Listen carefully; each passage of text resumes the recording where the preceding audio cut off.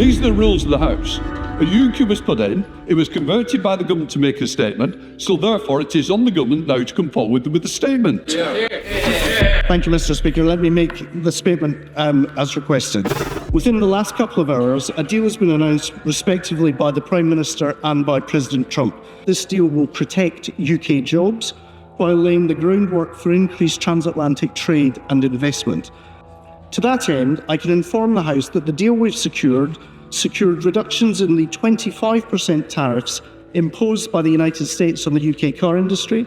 UK exports to the US will face a lower tariff of 10% for a quota of 100,000 vehicles. This is positive news for iconic British luxury brands such as Aston Martin, Bentley and McLaren. But it's also good news for our country's largest vehicle manufacturer, Jaguar Land Rover. Furthermore, this deal also secures the removal of the new tariffs the US imposed on steel and aluminium in March through duty-free quotas. Let me be clear that the imports of hormone-treated beef or chlorinated chicken will remain illegal. The deal we've signed today will protect British farmers and uphold our high animal welfare and environmental standards.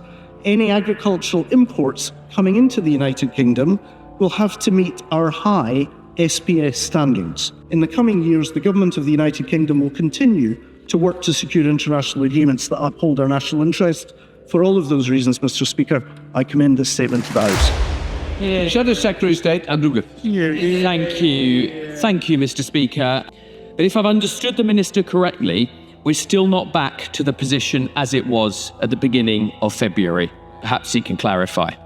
For all the special relationship, that puts us in the same category of countries as Burundi and Bhutan. And more than what's in this deal today is what is not. It's a Diet Coke deal, not the real thing. It's not the comprehensive free trade agreement that a true plan for growth requires.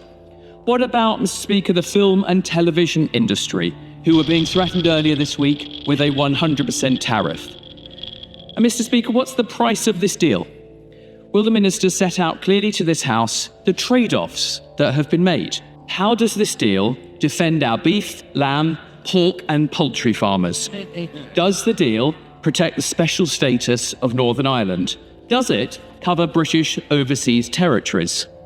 And in the meantime, whilst businesses continue to suffer and struggle with elevated US tariffs while they face quotas and uncertainty, will he finally take steps with his colleagues to ease the burden his government chose to impose on them? Finally, will he ask the Prime Minister to sack his Energy Secretary and finally produce a real policy to cut energy to globally competitive levels?